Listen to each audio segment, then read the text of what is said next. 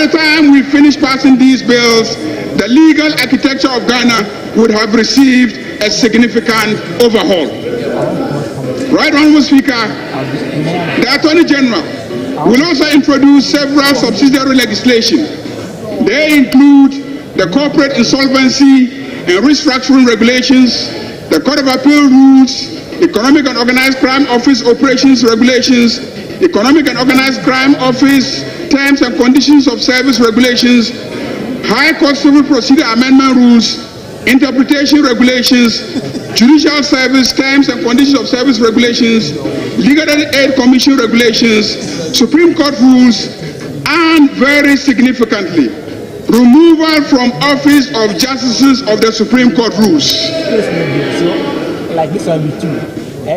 The President, John Dramani Mahama, is determined to fast-track legislative reforms to strengthen our institutions of governance and further entrench our democracy. The President is committed to legislative clarity with transparency when it comes to the constitutional mechanics of the removal of justices of the Superior Court. By the Constitution creates the office of Chief Justice, and the same Constitution creates the procedure by which the Chief Justice should be removed. If you accept the office, you must accept the procedure by which you are going to be removed. It's a package. You cannot accept to enjoy the perks of the office of Chief Justice, and then the procedure by which you will be removed, you say that you not accept that one. Where were you when you were being appointed Chief Justice? So sometimes I don't even understand where people are coming from. So let's be clear when we are communicating to the public. The President has not engaged in one single wrongdoing in this whole process. The petitions were not sent. Some of the petitions didn't even go now. Some of the petitions were sent by the petitioners even when the previous president was there. And we are aware. The Constitution creates the office of Chief Justice, and the same Constitution creates the procedure by which the Chief Justice should be removed. If you accept the office, you must accept the procedure by which you are going to be removed. The theme of what we've been witnessing, but yeah, I think that we move on. The law of battles that we can fight. We think that the process is flawed, no doubt. Heavily flawed, laden with all kinds of constitutional violations. And I'm quite surprised that the Supreme Court will be more or less acceding to the perpetration of such violations against the highest judicial office holder. It's not about Justice Tokuno, as I keep saying. It's not about Justice Tokuno at all. The issues are far-reaching. They actually impinge on matters which affect the independence of Ghana's judiciary, the security of tenure of judges and all. But if the Supreme Court, for whatever reason, does not seem to take that view, well, so be it. I think that in future, the whole nation will get to know the consequences of this. You said there are more battles to be fought. Are there specific measures to be taken going forward? I'm not here to disclose to you my line of action or plans. But clearly, what we can say is that this is a procedure that should be deployed.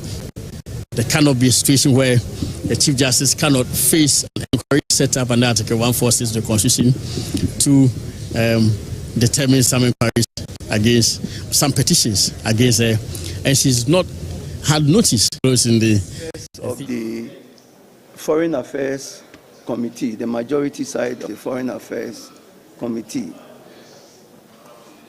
We have observed with keen interest activities of the Minister for Foreign Affairs and the Ministry concerning the closure.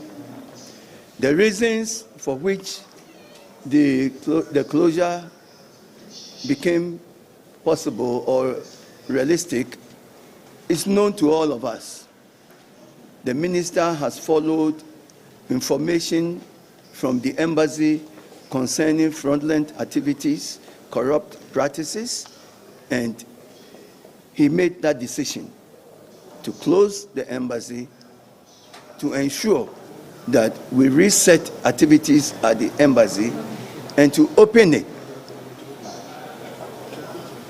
with the agenda to serving the public to the highest professional levels. Given the days that the embassy has been closed, the minister has ensured that all is set for the embassy to reopen to serve the public to the highest standard of satisfaction without the slightest iota of corruption. So we are happy that Thursday, tomorrow, the embassy will reopen to serve the public. It's a good news for all of us. We must not, and I say again, we must not, as Ghanaians, when we see corruption, when we see an act that is against the resetting of this country, that we will condone it. So we support the minister for all the actions that he has taken. And most importantly, we are happy that the embassy will reopen tomorrow. And I know the majority leader is very dutiful when it comes to these matters. But the worry is simmering. And I want to plead that I know the finance minister is scheduled to be in Cote d'Ivoire. I'm told he's going to be a returning officer for the AFDB elections to be held in Cote d'Ivoire. If we can schedule him to appear either Friday or Thursday, or his deputy at the committee of the whole, because it has been the practice so that they carry us along what the strategy and the plan is. Because we are in arrears of close to 20 billion. A common fund, I concede that for the health fund, we are yet to pass the formula. So that one can be distinguished. Common fund, get fund, SIF, third quarter payment to parliament, then electoral commission. It's pathetic. The last election which our colleagues won hands down with an emphatic majority.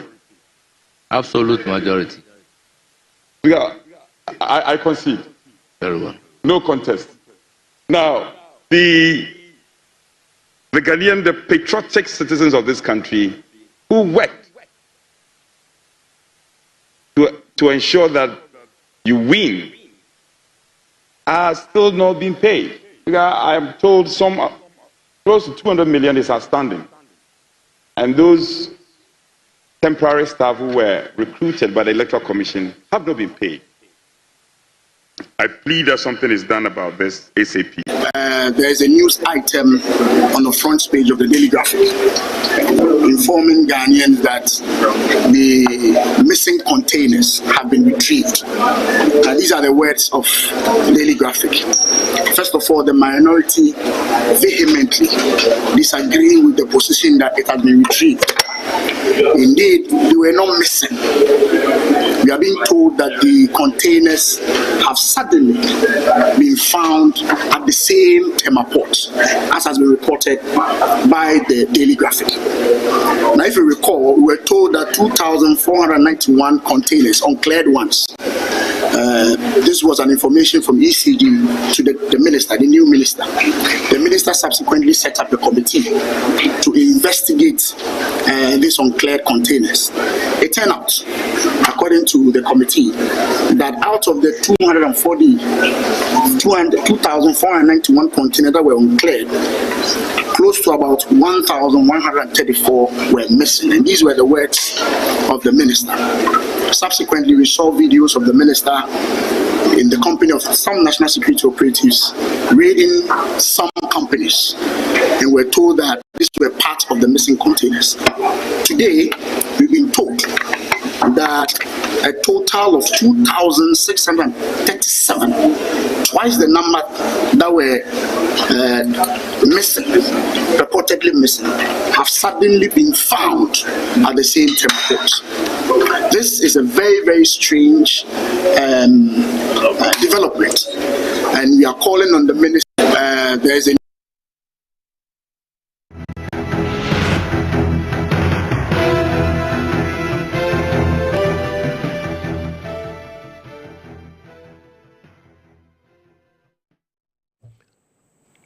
Yeah, I'm at share Mamunina Ajoba Kessben television afi Kessben FM so and ye wada May Cotunima some de toso edunon cron edununum. Ya wada see a transition the punch.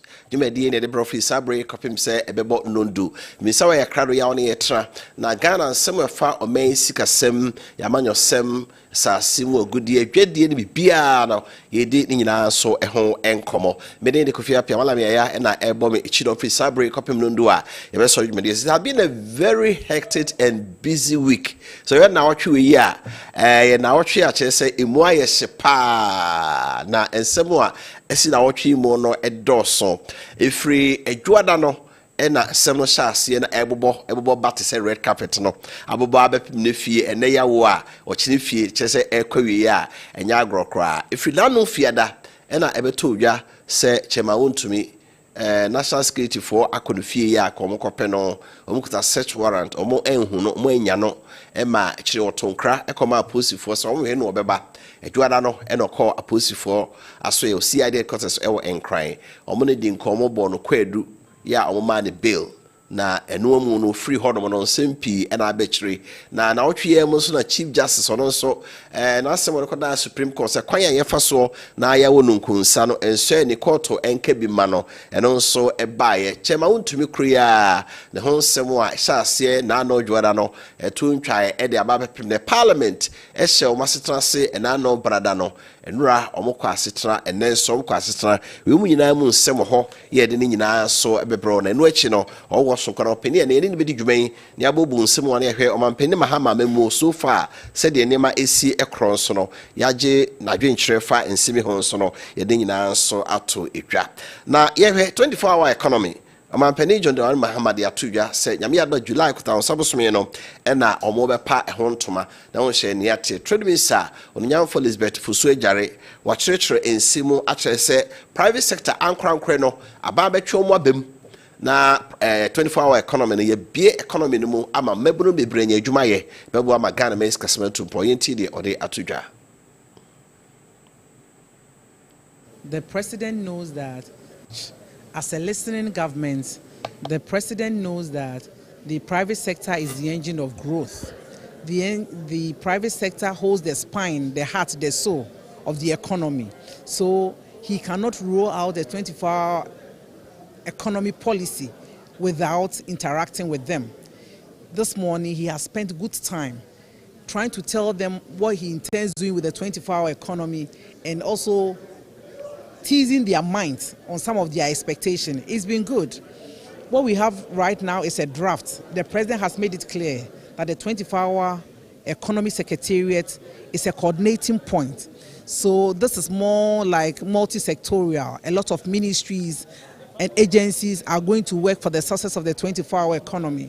The policy is coming out so that every ministry will play its role to ensuring that it becomes very successful. The details will be in the document.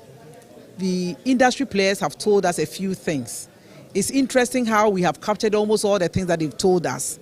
But we'll come again to the private sector with the document sometime Tuesday.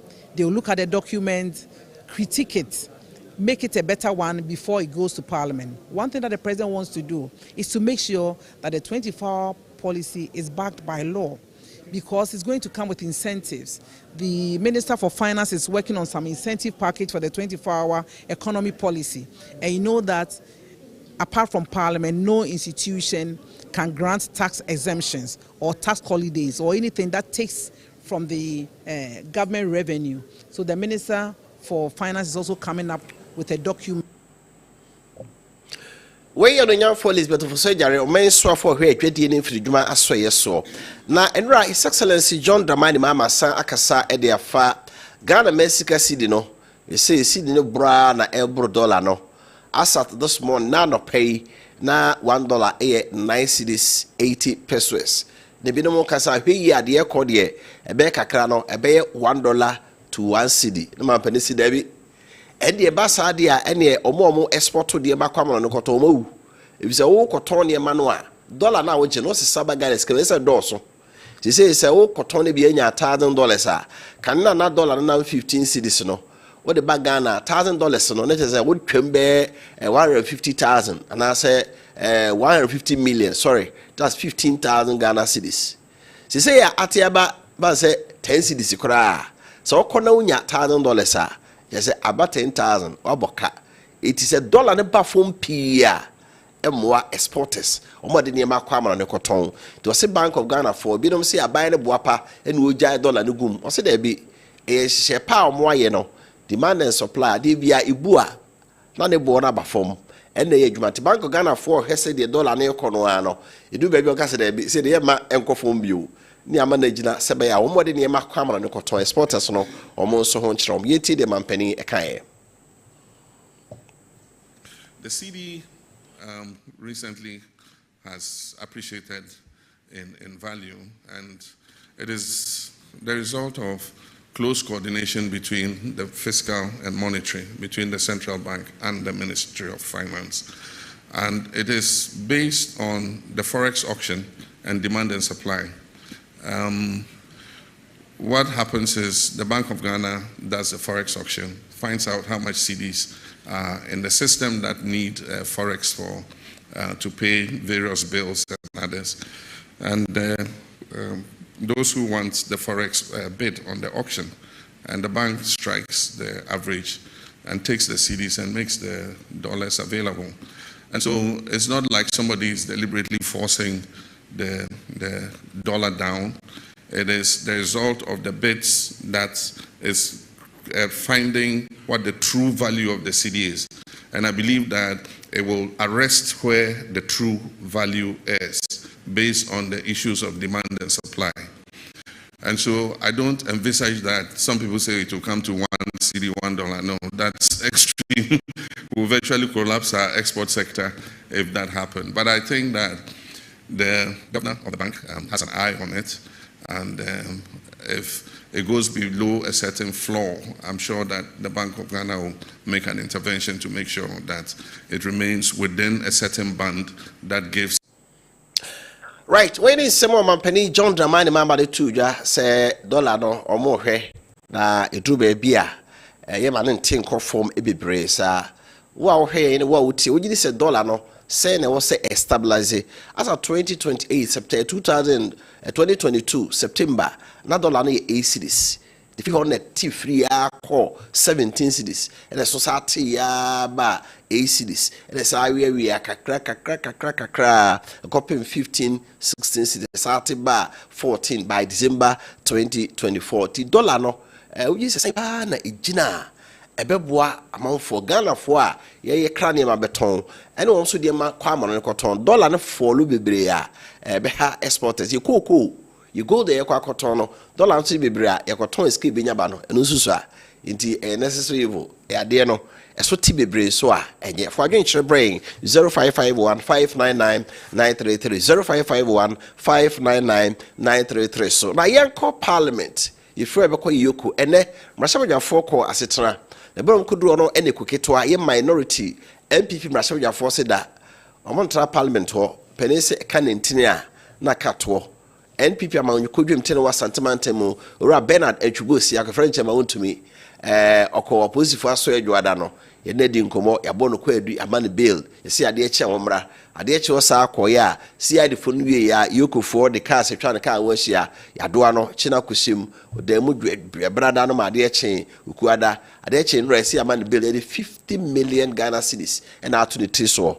Na why and o say japade no a obedi agina mu amawo enra wanya enenso unyai until da so da yoko asoye eno na minority no ya fenuma can di o mani mu se de asi nti o mo ntra parliament hokra nti o mo central for kasa wie ya pe enum si so se o mo yoko yenko ti bra o mo central for din ko parliament ma se be fie asa na o mo yoko no se mo a fenuma can edituja democracy. As the chief would say, we are protesting and we will not be part of deliberations on the floor. We are walking straight to Yoko in solidarity with our chairman that enough is enough. We expect you, the media, to accompany us.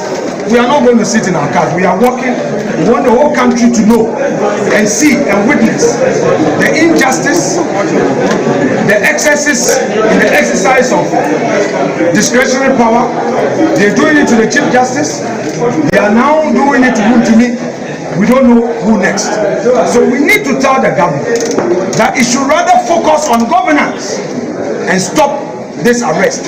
In any event, we are not against accountability, but accountability must be done through due process, through the rule of law, through respecting the rights of persons involved. Iyoko cannot claim that the person who is being investigated should bring 50 million worth of property before he gets bail. When you know this person with a fixed place of abode, you know the person as a public figure who will not run away, especially when he made himself available to the police and you use Rambo style to arrest him. Enough is enough. So please, media, join us. We ayon for Alexander Finyoma Kenny Odi Ekukesia Ekukito animo minority leader. Omne central for Kasa Palmo we no enom ko Yoko aboboa no. Rashabu jafoni nyina kwetena fom ena omo tonwom asemo omo eka ene se de ekoso no enya de omo ni je ho eno so nti enya de a omo bepreso na yenko Yoko ho yenko yebra MPP Rashabu jafoni party mpenifo omo nyina ete fomo no ojo fo nti emiwasi ano pese obudu no sanka senka yakochi ni edi hanko for budu sade na sanka baya onwa basi ayi nete se ofu se o mai nti obi a basi ayi ono anu omdani da oba oba oba no ko fiti ayi no makoshia no kwam utie se ntofo ana we record here you ko form of agility na mo se mo assorting video say na on obi e fine mo de na want to na Jema huntu ni obi a wo hwe na onye obi a kese obi e ni nyuma ye obi e ni ya boni na say mremu obi say onye flight risk do hwe na be who should have the conditions 15 million which is the upper sorry say your money pay but all don't meet conditions obi a no say ya obi to na obi no e dia ba be surety e dia boss deliberate attempt say omo ma go 15 million na community and keeping behind bars and get money builders. The Omuya will be at your politics and Yamra, no more politics. And until I draw my attention to the fact that Ghana democracy will be at the end. So, can you person a friend or a friend to about? And I'm a it is our intimidation idea we are moving. I'm sorry for your money for democracy and also of the Guru or the Sanka. Senka yakochi ni edi hanko for budu sade na sanka baya mabasi ayi nete se ofu se o mai nti obi a mabasi ayi ono anu omdani da oba oba no ko fiti ayi no makoshia no kwam utie se ntofo ana we na record here you ko form of agility na mo se mo assorting video say na wa obi e fine mo de na want to na we yi masabo Jema huntu ni obi a wo hwe na onye obi a kese obi obia ni nyuma ni obia ni ko ma ya boni ana say mremu obi say onye flight risk do hwe be who should have the corner for man bail conditions 15 million which is the upper sorry say your money bail but all don't meet conditions obia ni say ya dia obi to na obi no e dia ba be surety e dia boss deliberate attempt say omo be ma bail 15 million na community and keeping behind bars and get money builders. The Omuya will be at your politics and Yamra, no more than politics. And until I draw my attention to the fact that Ghana democracy will be at the end. So, can you person who are a friend or a friend to about? And I'm a it is our intimidation idea we are moving. I'm sorry for your money for democracy and also of the Guru or Sanka. Senka yakochi ni edi hanko for budu sade na sanka baya onwa basi ayi nete se ofu se o mai nti obi a basi ayi ono anu omdani da oba oba no ko fiti ayi no makoshia no kwam utie se ntofo ana we na record here you ko form of agility na mo say mo assorting video say na say police need na ka try say oh my chance me because you know omu you beba and the better manager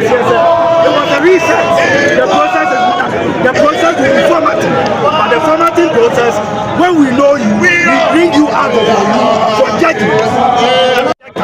Say police need I catch say oh my chance because you hear your better. It was a reset. The process is not done. The process will be formatting. But the formatting process, when we know you, we bring you out of your room for judgment. Say police need I catch say oh my chance He mistreated him. By the way, since when did the Yoko start creating this new condition for bail? Bring title document. And the sad part of it is that you will come here, they say, oh, the officer to do the inspection is not there. Go and bring valuation report. My dear, we need to send a strong message that as a country we must not tolerate this. You get power to govern. Some of the hawks in the NDC, I'm not a prophet, some of those hawks in the NDC, they are destroying President Mohammed's image, but they don't know. They will get to know by the 3rd year. I'm not a prophet. The man has only 4 years. Instead of you to help him to leave a legacy, you want President Mohammed's legacy to be what we are seeing? No problem. When you are given power, it's like an ice block. It starts melting from day one. In few days' time, we'll be entering June. Not so? I'm sure we are going to hit December soon. Didn't MPP win in 2016? Hasn't Akufo-Addo done his 8 years? Isn't the 8 years over? Hasn't there been a new government? So, after time, you can't block time. Right, we a minority leader, Onyam Falex and Afinyo Markin, Okase nyina na ɔte fam. One MPP, Mrasha Wodjafo ni nyina, wɔn ɛna tete fam, sɛdeɛ ɔhwɛ no. Mrasha Wodjafo ni nyina, wɔn nyina tete fam. Ha, ya wɔn ɛnso ɛkasa na wɔn to nnwom. Ya sɛ wɔn ɛka ne sɛ nhyeso aban ɛna abai. Na sika ɛde ato ntumi so no, sika no ɛso dodo. Eno ena amase se omuntimi nya obi a obewa ne bill 50 million Ghana cedis omso untumi sebe wojapade abobra obi ani no ade nti obi etese ya ebi a onwane nkoba bia na de sika mu dro sa ato no so na yebo apaye ema na Raymond Acha yoda Yoko ano ode ato no so a womo pese womo de hyimu a kopim se omo ano womo ebobadwo anwumrei Deputy Attorney General Justice Fremsai akasa achim say Yokofo dwuma omo die ne se omo yehwimu afa untumi ho money laundering eka ho bi ka se money laundering a che se obi timi nya sika bi a na ode afa kwa bi so akoya de bone no kofa kwa bone so nya sika bi a na ode abewura manum no ode ye bibi ase kwampa no fa so a onya sika no we nyina ye niam a che se omo ehwehwemu ye no nso nti ode ho mane ye enso aba betudwa ye no nti che se we some of mu yemu fa untumi ho no doso according to Deputy Attorney General eno nti na odaswaro Yokofo enso asoe right we ne nsema hodo pi NSC na o choose medical aka no Supreme Court enra na ho nso nya agrokra na fwadwen chire brain ewo 0551 599 933 0551 599-933 so na ebrepe we benya pore na ya kenkan de o kan bia no na onso yamamanfo so ate wonka anwumrei opani a wo enchen a yene ne bedi dwuma eye honorable Nana Bibi Ba Boateng oye senior member of National Democratic Congress NDC Jabin Municipal or Jabin Constituency osai CEO of Crystal Mining Consort eba asasimo gudie tu a wabi mu pay ye watra China so pen eno nso nti dollar ne cedi yes sika no adwadi e de koba nyina nso no onimu pa ti be hyase na yahwe sedi sikasem dollar no etie ekro e be kan wasem na yahwe 24-hour economy nso sedi osi hu no say as a businessman as an entrepreneur kwane ever so a ebitimi enso aye adwuma and a wide range of other issues ena edi ho enkomo ene anwumre na nayi makwa ba na ho ede akwaba no we Chinese ni na ka be ka se hwan yi Why? O microphone, mommy. Aha. O say akwaba no. China me can say. Akwaba no ye Chinese ni na wo kan. Ka be ka say hwan. Na me so me buy na me se mechia ka mechia wan Shanghai.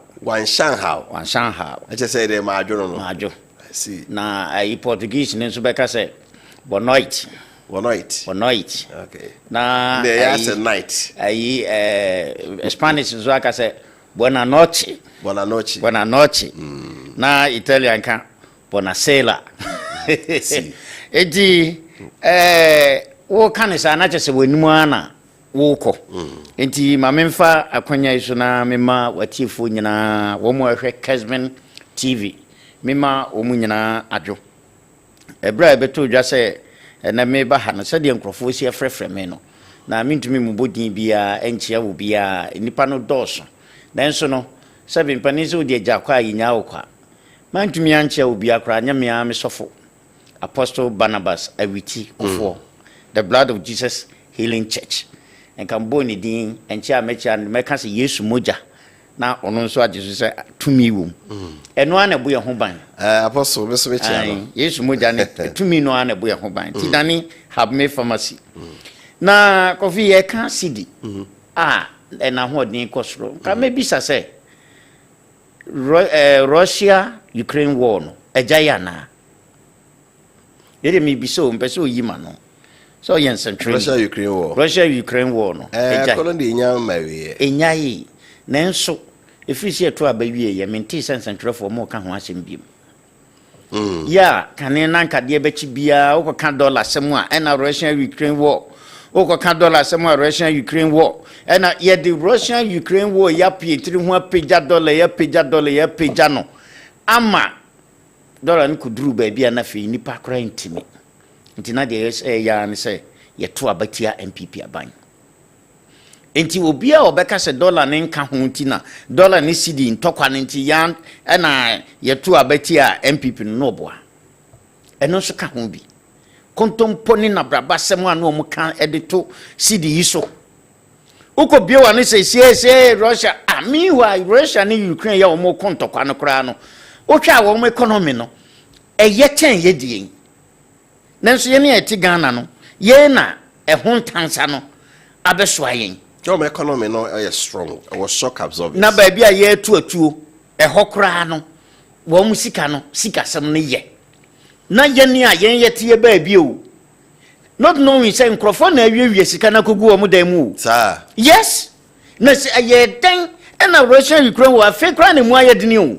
Hey senior me say enka MPP wene ya ena baumia na tiso a me say nka sabre dollar no aduru 25.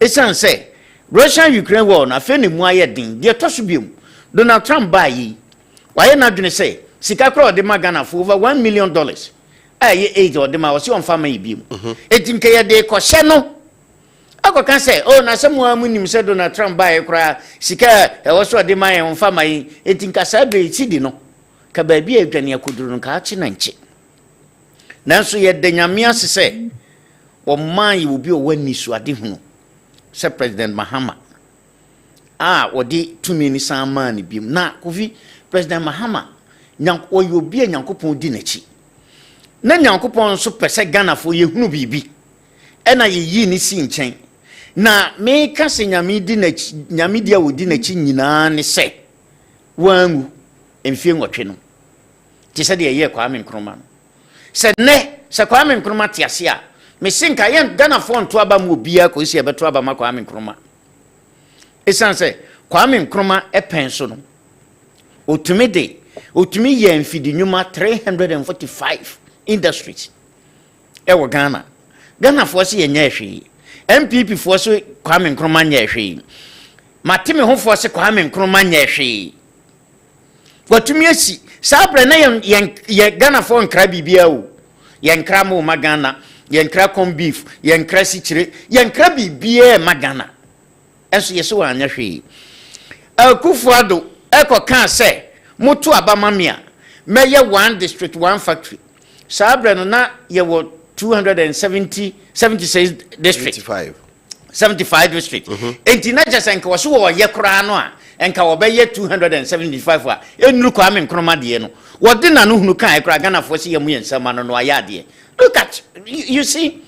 Enti aniema bebre wo ho a na just enka President Mahama wo free mu a enka be ha yen papa ne nyame ne bo no ho ban a wode aba obefa do I see the no 17 to 1 o hwe senior before say ye beto abatia NDC 2016 so we kura 100 cities now the call China what's the san na nka benya 360 RMB 360 RMB ana RMB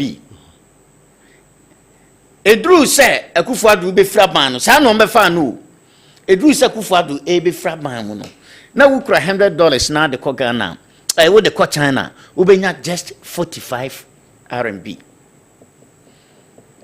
from 360 RMB Chinese yuan to 45 RMB. Se ya Mahama bayi se eswatia eso ekonanim se ukra $100 abenya 70 RMB. So monso na mo se Russia Ukraine na Russia ni Ukraine fontokwa na Russia ni Ukraine fontokwa enti hwe no ba say it's a quite a share no key world economy kakra minia now near mass civilized what they are saying is say America man penny Donald Trump so na ma wotu say o de near ba America me the tax beto so any retaliation de ma America no am I say dollar no eni ahonde we asibio na wa bisa tax asema wo kan wa bisa tax ya ko faka from America ba eda so ha 40%. Okay. No, they are not just for 10% to unso the other baso e dey function no aye. Enti na make say MPP for no krono na no mo bo oman no. Wo mo hankase wo botom. Ene wo mo yedie ena no mo hwehwe. Na nya Ghana yedie bia nti ena no mpese wo mutena akonwa. Na nya Ghana yedie bia. Wo de okofa ne ma wo kofa bibi free no ho bisa importers. Wo mo akra ne ma free America. So the car from America ba 30%, 40%. And was one so the near my ban hodi and or the 10% but so. Why na see ni yonko? Why na see ni yonko? It in come the way na be excuses. Nanka afedi sika no mo pra dollar ni nyina akra akwahye wo mo passe di umti atoto so. Na chese wo bie nya bi. Nanso hwe what ayi or they say the economic team. What you want me economic management team. What you want me Wama ye popular Ghana. Nenso na ye wo a solid economic management team. Wamu be $5 no 3 cedis 90 pesos. Ediko drew 17 cedis.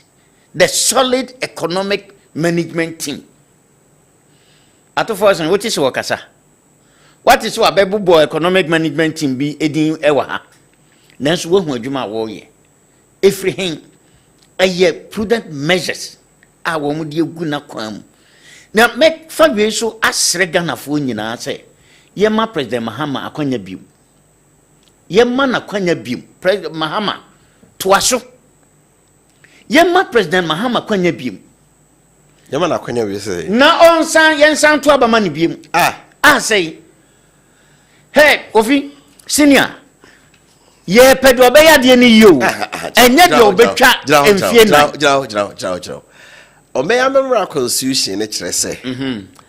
Ye to abama wa. Emprenu. Emprenu no so a wa wie. John Mahama betwa emfie nan. Eno asaba emfie nan. 2028 wa wie. NDC has to present a new candidate. Mesre NDC for say. Mesre NDC for say. Enyuma pa President Mahama de aguna kwamu no. Yensan ma no to aso fie 9 pm. Constitution if you run a buy. There be a constitution no aye kan. If you have in a buy. Inipa na ye. Ye. For now. Say no constitution no makwan. Nanso constitution no betumi amakwan wo bra ye be yensesan. I see. You bet me in society parliament. You cannot continue to do the same thing all the time and expect new results.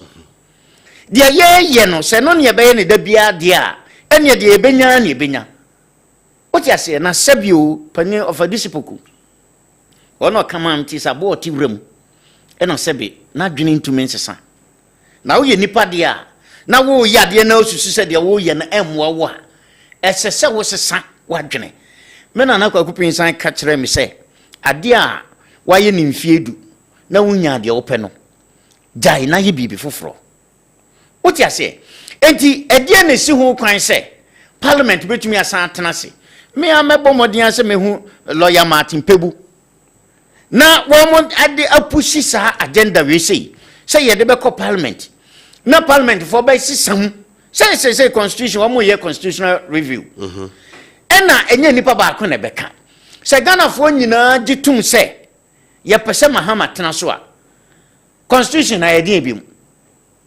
constitution ye it's a matter of referendum she beka say okay ye referendum na yehwe ne President Mahama ye no according to the constitution no se a change presidential term currently a parliament and I make can say majority but do you think that is what the here say no ehia pa esan se senior adwuma mu ha enipa ba ko pe bi betumi efre adwuma mu ebe ma motiefo nyina te akofom prekope edisa nipa no ye den yehwe ni ye na me adeba kwa I believe in biblical principles hwe ewiase efri abodie mfiti ase ebre bia nyankopon de nipa ba ko pe ene hyase ye bibi ebre bia nyame de nipa ba ko ene hyase ye bibi enti empanimfo se oba efri osiyem na koto oniyem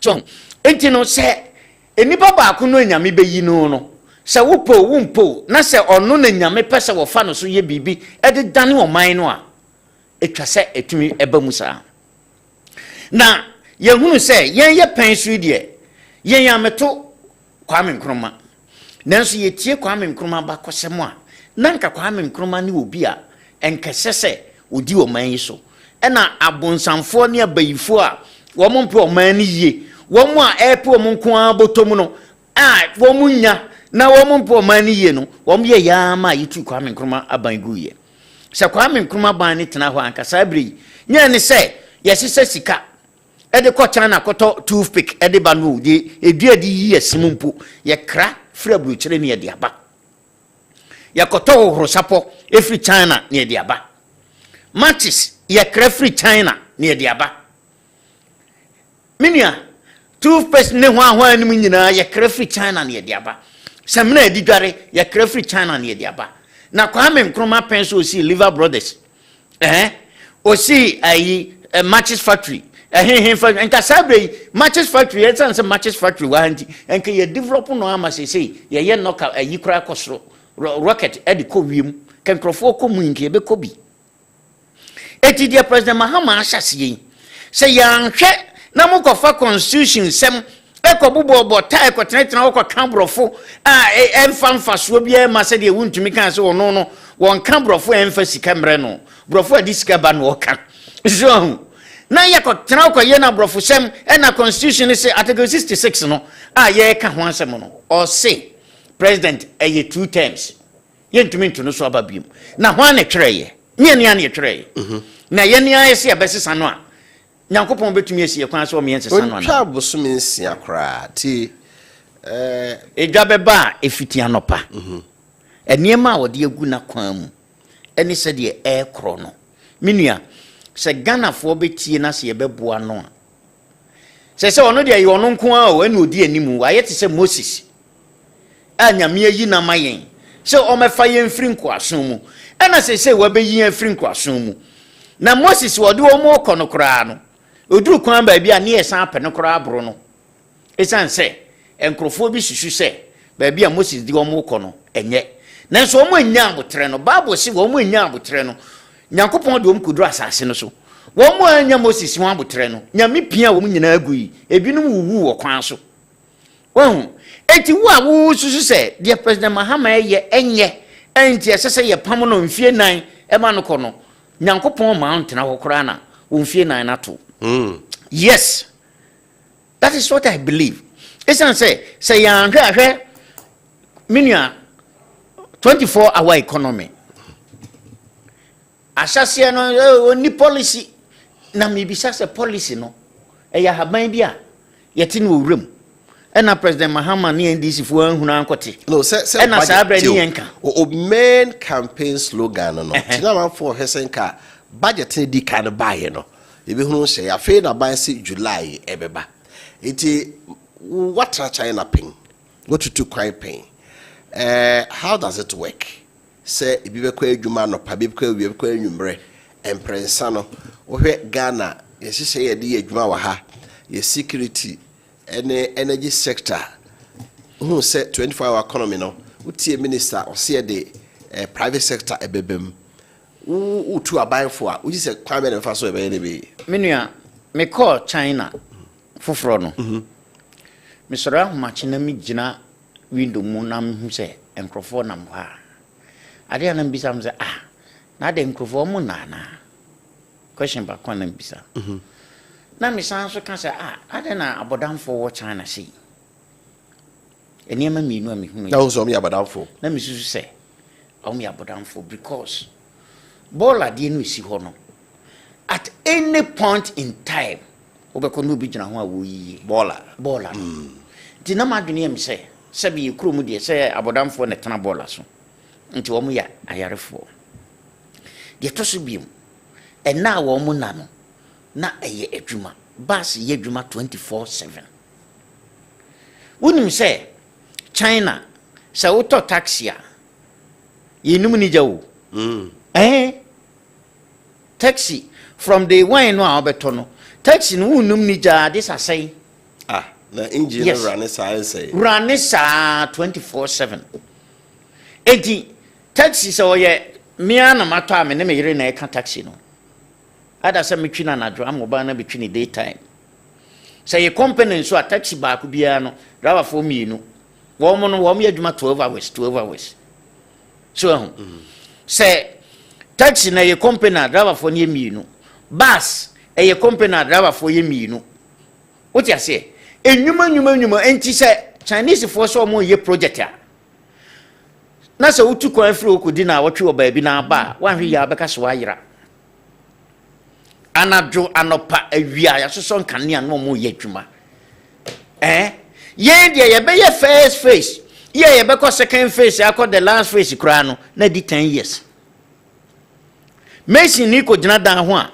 o say on the bro cement bag mi no ye wia wapon enso nyese bia wa ye wia wo se wapon no Kofi akoye bibi o onko ye hwe wa ye bag mi nu ti wapon enti dan ya wo betumi de emfie mi nu na asie no ji so okura emfie du ana emfie nwotwe eno ho asem na eno no asem ne ye kan yi o 24-hour economy no se de be ye be ma production akosoro enwuma betumi aye ntentem imagine say wo pe passport na wo do passport akotumo pe passport atu kwan na wo de yesi 2 weeks na be ya na se se ye adwuma 24 hours ya you can get it within 5 days within 5 days I was someone said to me can esan say ye wo mo abeba be process na nopa wo documentation ni ade nyina ena ye wo mo abeba be ye passport na nkasa booklet no ho adwuma eje wo say within 5 days won said to me can na niema tumi contentem what you say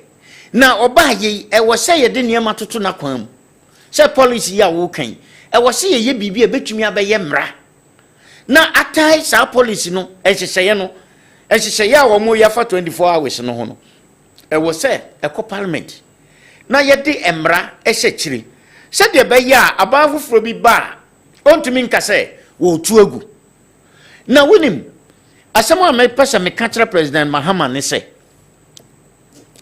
we cannot do this 24-hour economy without Chinese impact. Meba ho but 24-hour economy no say where yen kan ya kra enyina so and no Professor Godfred Bopin ebe kan say kra na ye run 8 hours no yintimi sustain enkania no at de bia na energy bisa beka ye fuel ade gum no eya san we are say o China they are working they have built the structures said the work buses we be a adwuma ye ha say no sa structures we nyina ni ho no Baby, or na jokran, you dare not go there. Into me crave foul. Senior. Can you answer me? Do you have enough energy to run a 23 times? Senior, I mean, Chirawa dear. Me say you cannot do this 24 hours without a Chinese impact. Once I can say, what more be this structure? Me say, me can say, Bichra say, you cannot continue to do the same thing all the time and expect to get new results. The SSA say, China for almost as he saying 30 years ago, not young, you did ye Chinese for. And the dear no ye. They changed their attitude towards work. They are to be all can some taxes, government institutions. I am the source of the private sector every room. But I can tell you, say, are there government institutions or more yet private entities no? So one more in a year, private mind being will be to me. I didn't want to say 24-hour economy. Intimidations. Especially from judiciary. Over here, na yaba, na kema na yipi yaba, na wese yaba, na Ghana nkwani omanya. Ubo utirimu pose, me pese mi biye juma cry, si betuya hu sika nsana ya makwa mu we biye juma no. Jise Ghana. China nso nte saa wo. Omo hyase no do omo ye ne se. Sa abrochire big supermarket cotton goes no ne wo market Walmart no. And no one say, hey, China, so banana say, what is Moniama neighbor? Now, but to me, a supermarket 10 across the country. We will give you free land. Build it. No, I'm sure says one more, you know, the name echo tax free. I felt the China buy ye and say, and your sanity, dear. Mummy, Momo, quite no more fine industries in the Mumia day. Embra. Yes, Modi Abama man for Niaji Huavian, and your Monfa industries in Embra. Namome city noha, Namome Jumanoha, because you were cheap labor. You were, or they say, raw materials. Mumrana May Jumanoha. And a man for stati, Americans, Europeans. Almost stati, so or more. And ne Apple, you know, will Apple baby, yam building or baby. Ya assemble no China. From Yana Canada, I didn't in China no de kwako assemble. Because of cheap labor. And near my Chinese for say womu to me yeno.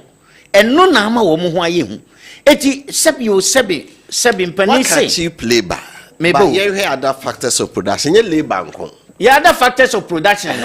Obaha. Minia. Cost of production. Why wouldn't and no one said na make can be cost of production and no one said na want to make can be what you say me can control me can judiciary control me can metropolitan assembly taxes any idea dues was a womutua etrel minia say work up pie baby a judiciary for akọ private man bi adwuma mu pa na hwatete no a obeka so akobokro no obeka se wadi ewu. Hey, a private entity sent to me cost Ghana hanging. No, let Yamu and some mobi to say or say Kwame despite. I didn't know Neska or the talkers. A Kamia is a cabby over Yasibia or say Kwame despite will be in the field. And go back to me, dear beer Jumanumu. Go back will be or back to me, dear chance say. Nanso taxes are with Triano. VAT, new yesterday withholding and for Hansi ha. Hey, I tax the digital money. Na menka say yet. But the real ye be ba wuso no ko fu be ja adwuma no ye. Approach no. You rather stop doing the work. Ube hu ana jare for ni asisa poja for prison for ni akọ bishop ni akotum. E dey nkwasa no. Osa number 2 ne bia. No matter what. Now, what to me, no business ketia. Utumi yetumi show wanim. Me aka kire say, afi ye hwa obetumi aton niema 1 billion tibetua e bia tax say. Quarterly. No atwa ye twa ma no na wo tua. Watua we nyina wie no. other taxes ka ho VAT withholding and fines here withholding matisa President Mahama so obeye ho bibi if you say idea ekum enwuma bibre hwe Ghana fo ntumi mmie ye enwuma mu akese no aha ne free o enye enipa no ntumi nya adwuma no hwe wonim se nansan ensuo kora tumi shorto ensuo tumi shorto ensuo de ho be ye de bia etumi shorto adentra me de minim se sabre jare fo ti wo mo so eti o produce mo a won ba e beka so enye skenti wo metua sei mi wa no afe entinka 24-hour economy ba bia me President Mahama ohwe ni ye eye taxes I say o reduce tax no because me be ye 8 hours no ma e bia afe based on adwuma me ye mi kotua be say 30,000 now say me ye 24 hours ya that just say me kotua triple what you say so be ma mo it is a one can year at the end of the day taxes back cripple enuma no entumi ntua won untumi ntua hwe de awraho semba ko a ewom kra ne se waya dwuma no ko animu kakra enu sei mesre se sempanimfo ti a omonwene ho na omonne tax collectors no enkasa officers no waya dwuma ko anim kakra emfie santan ni aba yesi enu bibu akonta aban ma osika se fa ye dwuma anso ye nu bibu akonta miwa no ebo a mutwa ne se ontua no otua no na say tax law won say tax law no won say otua wi a e o say omosa be assessment hu say adenti otua ye no e the right figure bia na wanya ska bro me na me tenase e na me twa de metua na ase mo na mo de bre me te no ye won say game omo free hako omo susu se binya won say game omo free hako won say companies be bre echo ni nyina based on this issue because ebua ya best check wa wie no yetumi ka tro sika ebebodi atro se betua no woton wa japade ni nyina akore ntumi ntua ba na now say working bia we businessman tax e dey ma otua but kai hu se wakoyi no so ko profit a wo declare no ye hwe tax ka wo wakoyi ne enye yema wa ya it shows the bia enye profit nipa ni declare yasemu enye profit o declare asem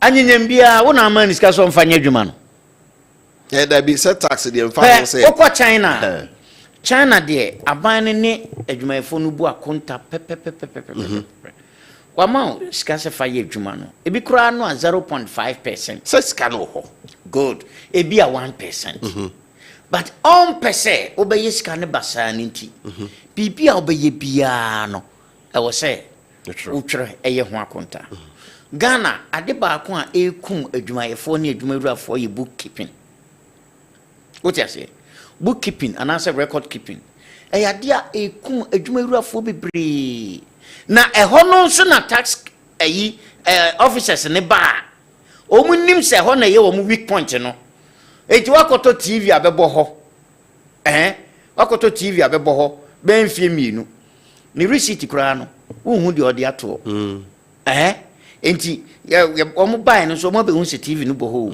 enam so wanya receipt amfa ankyere se ehun receipt ni enti no yesi da bi se sika no a wo de koto ye no ye kan e de account so na emra kwan ne mra kwan ne say so ya tax law that is meba enunti ena make say resetting no a President Mahama say all ye no enye fa ko e was cover every aspect of the law. Okay, that's the tax aspect. That is the tax aspect. Company say the minister na kai company be obeba at a 24-hour kai ban incentive. But the first point is creating the enabling environment. E shey ebema ubetimi aye.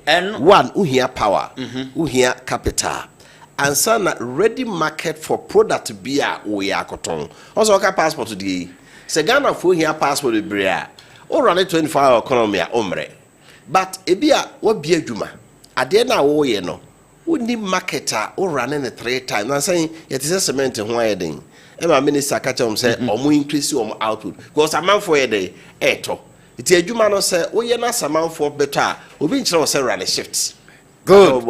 Yesu so dwaben oil mills yenim that say dwaben e bi kwa anopa e bi akwede because demand for oil no we are ready yebeto but at product bi obi be wa ha no si encreate ma say the China dey are okay Chinese products baby we ase baby na eko na obaya de na Ghana ha na unim baby abekwa akoton no a how can we run it as a Chinese for trimu say by the year 2030 uko fie bia mu a wo so hunu Chinese ni wo ho enu nti no mo ayo on president live president no se Xi Jinping wo nan nwene ho se yebetu ni da ben anase da ben o mo aye na live Xi Jinping no de enye ye democracy what you say hwe edem ha se ntonto si wa ha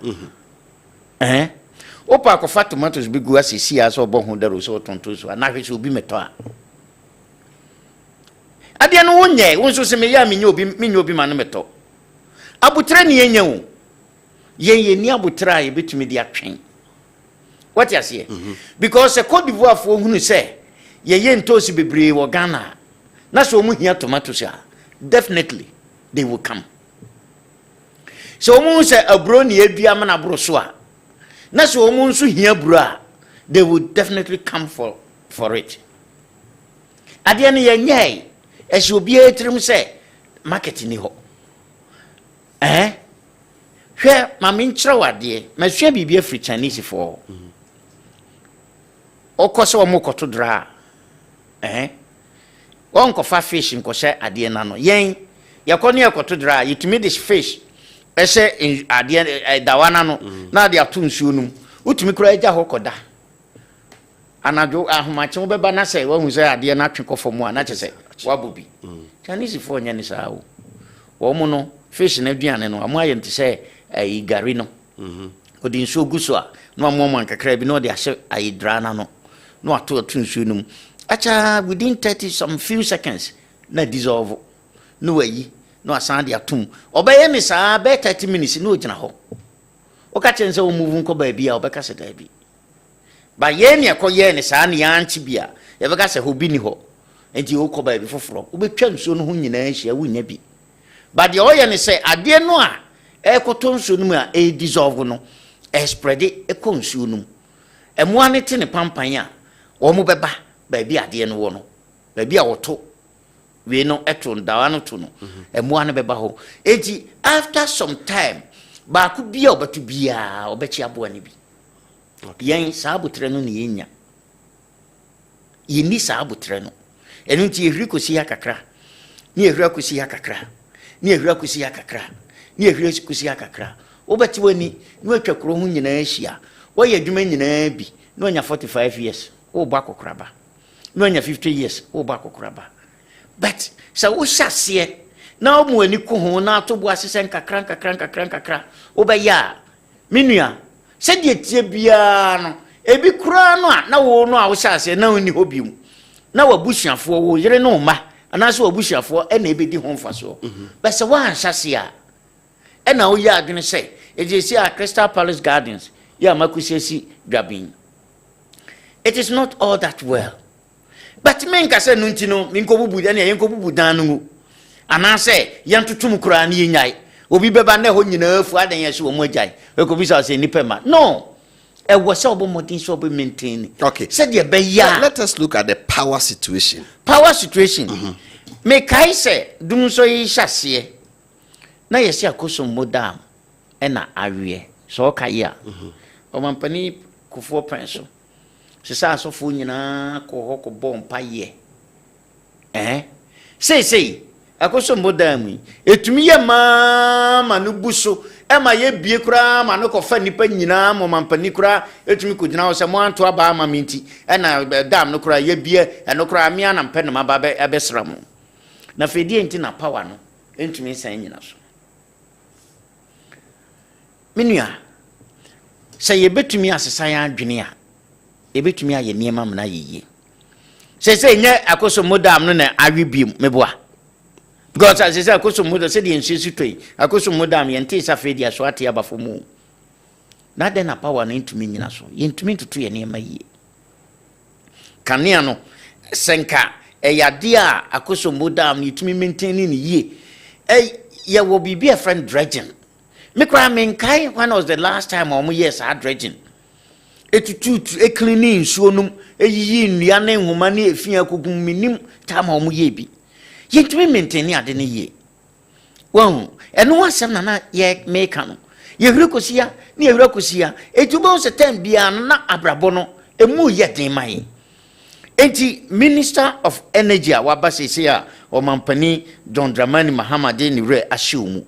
De esesa wo ye bia obema kane na gina so ama enyumakuo fo na anya bidi aye adwuma betumi ama sa 24-hour economy ye President Mahama ni so ade hunu na bamu no e wo se wo ye se wontumi nya nso a wonya complaints no isan se complaints no kra edoso na wo ye minister no complaining na apese me nso menya den complaints no doso e chena wi ya yisi ade chena wi ya yisi won se ye do abase brababua yen be solve problem no mai enti on Abu Jinapo ana John Jinapo Minister of Energy complaints na doso hwe se adwuma ye de amawo no wo be hwe ne wa ye ni din ato forcing wo ba ye no na ehonom edni o wo se ho din no wo dane ne ma one Bank of Ghana governor so wo mu se ho din sector bia ni ho problem any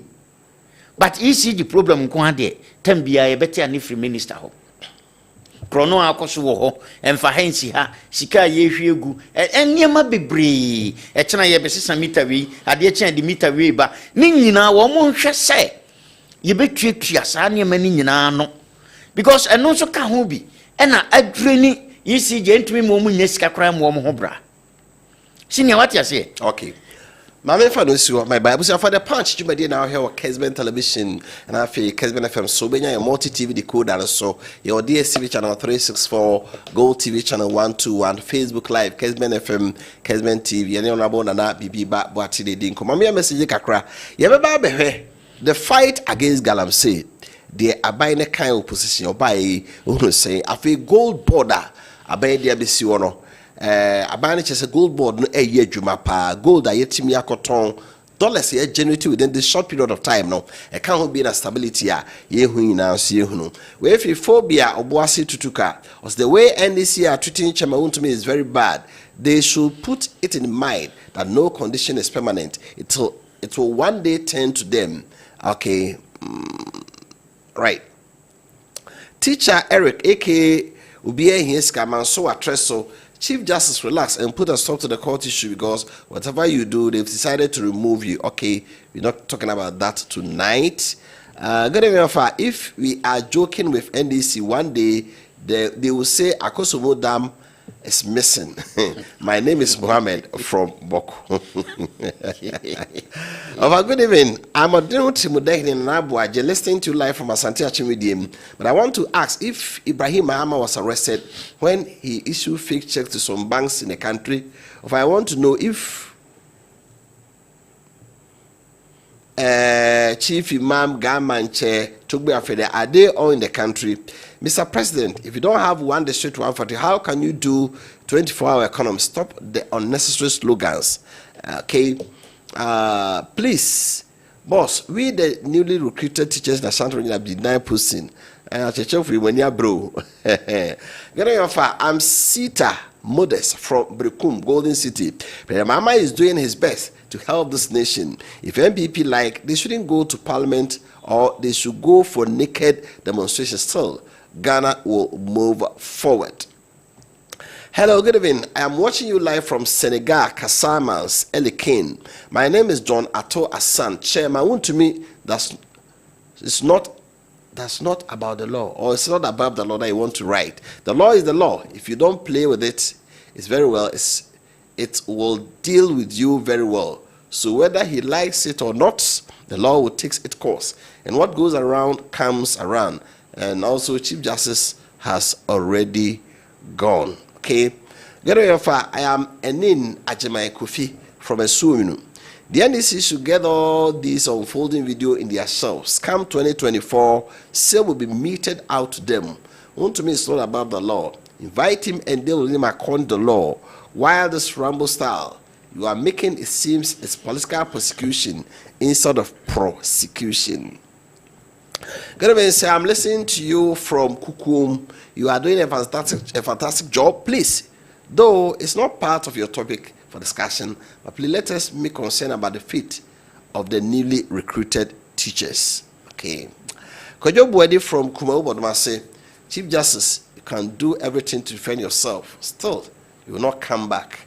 So go home in peace. One to me, how are you doing? I hope everything is cool. MPs, don't disgrace yourself like that. Have a good evening. I thought I heard Chairman to me was granted bail yesterday. It was 50 million bail with 2 sureties. I heard Honorable Afonyomakin saying the 50 million bail condition is too expensive. Really, a Christian of Capital Bank was granted a bail of 200 million cedis. Honorable Afonyomakin and his minority are not going to court to fight Yoko because he has been granted bail. The 48 hours rule is not applicable here because he has been granted bail. Why is the richest man in Ghana not able to meet the bail condition? Citizen K. Ma Wenchi. Yama bail na yourself reconnaissance bail there. While to do a japadi, away there or the nipa mienu. And Babisi, as much as MPP people didn't help in terms of providing jobs, and this you should know that there is something called karma. The same karma which is dealing with MPP, a free from Asafo. Gonna be a Kofi Pakoso Estate. I am Afrane Electricals. Power is not held on to permanently indeed. I remember how Chairman Untimi was talking boldly and casting insinuations to even some MPP members who didn't agree with him. And here he is in the grapes of Yoko and begging for mercy, which is a lesson to all, including the NDC party. You must all stay humble wherever we are in the helm of affairs. NDC and MPP should stop disturbing the peace of this country. They should allow the institutions of the country to function properly. Father SK from Kenya Kumasi. I was praying that heavy rainfall and storm hit the minority at Rico office. Fire now, Borono. Since you already on Kofi. The injustices in this country is too much. I'm sorry that well-meaning Ghanaians, i.e., religious leaders, chiefs, and others, do not see anything wrong with that. The NDC can go on with their arrogance of power. I trust one day they will also come to suffer and cry more than what the NPP are doing now. Kwame from Takwa. Ofa, I like your voice so much. Ofa, why now everything become politics? Look at CJ's case and Chamaun Tumi case. Abba, MPP, NDC, Kobe, Asempra. So Kobe, Ghana, everything turn politics, I tell you. Gonna say, I'm say, and the Boating from painting near Kodie. The NDC should bear in mind that about 2 million Ghanaians who are positively MPP members may change their mind and vote for MPP. So their useless exhibition of power must be checked for 2028 is awaiting them. If anybody stole money, then it is NDC. They stole our money and changed them into dollars and kept them to make who suffer. NOP, what's the meaning of NOP? Anyway. Tomla from Mankranso, the evil man that men do lives after them. Won't me wield so much power, insulted everyone, declared his own kingdom in flagrant disrespect to Tumfo, destroy forest reserves, contaminated people drinking water with mercury and cyanide, hijacked and misappropriated government money meant for development, all because his party was in power. He must face the law and account for his misdeeds. The law is the law. Mr. Host, good evening. I really admire your program. Please educate the public about large-scale mining, small-scale mining, illegal mining, because one to me is not engaging in Galamsey. NDC has failed in the Galamsey fight. The military only call the Galamseyers for money and give them tip-offs whenever they are coming for operation. Ramza from Wasa, Japan. Good evening. I told the NDC man, Mahama picked the dollar from 14.5, not 17. Richard Watson, Cote d'Ivoire, Bonua, now the free buy. Hello, I am Abraham, and you are watching you live from Elubo. Please, when Untim was insulting GM, the micro minority were quiet. when he was insulting Professor Jinana, they were all quiet and supporting him. He was saying who born dog. They were all quiet. But now that we have someone who can born dog, now they are making noise. If the micro minority want to sleep at the EOCO's office, they should sleep there so that the mosquitoes will get more blood to suck. The mosquitoes are hungry, cry. These people don't have anything good to do. NDC record is a tutuasem. That is why I'm not surprised that they are doing this to Chemaun to me. Upon Kojo, Grand Bassam, Cote d'Ivoire, and all the way a free a buyer. Rashid from Skorizongo, 24-hour economy is feasible. So let's all support Mahama to reset Ghana.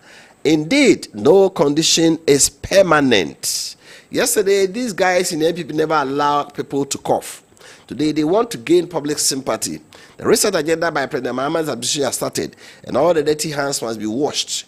Chairman Untumi, who tried buying Chelsea Football Club, today cannot get 50 million to meet his bail conditions. These minority who are relaxing in the forecourt of Yoko should contribute and bail Untumi out. Good evening, Kessben TV. Atibila Moses from Boko. Over. If Ghana is a serious country, Afenyo Makin must be arrested because last time Afenyo assaulted police, nothing happened. Today, look at what he's doing. Joe Abuazi, please. Who sold the Nkrumah's factories? Ask him for me. I'm Joe from Ankesim. Please let the NDC man know that it's fake falling dollar. Soon he'll change his mouth. Okay, good evening, Wofa. Wontumi's arrest isn't surprising, considering how boastful he was while in opposition, even going as far as displaying gold bars in public view.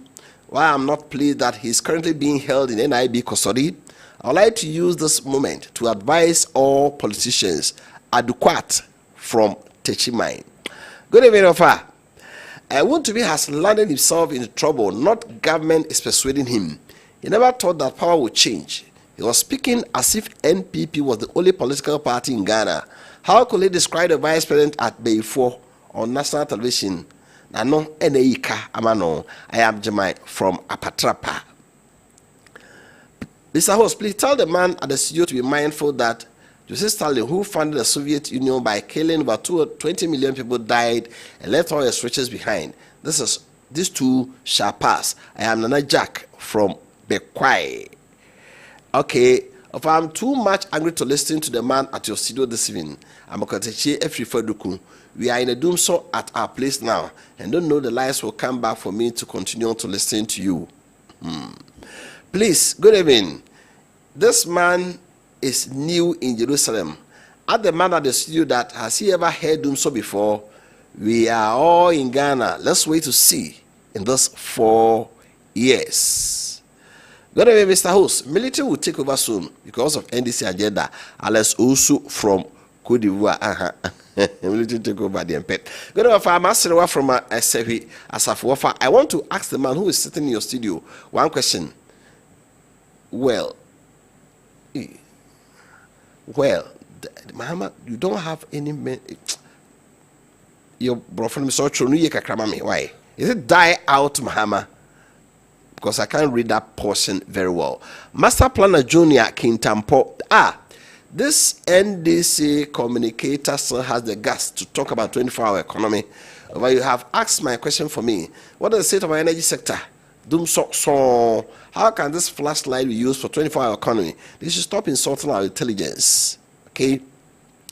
NDC, your days are numbered. President Mahama armchair government. Bafo.